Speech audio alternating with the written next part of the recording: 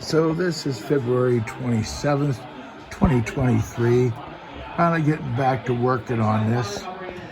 It's time to terminate wires. So I got a terminal strip up here, and if I can get close enough, and hopefully it's in focus. Can't see that well, terminating wires. And I've got all of these hanging down from the rail that I put tags on. But some of the tags just fell off. They were old ones. So as I go, I got to remember which one does what. But yeah, got me a mess here. Yeah, it's back out a little bit there. There we go.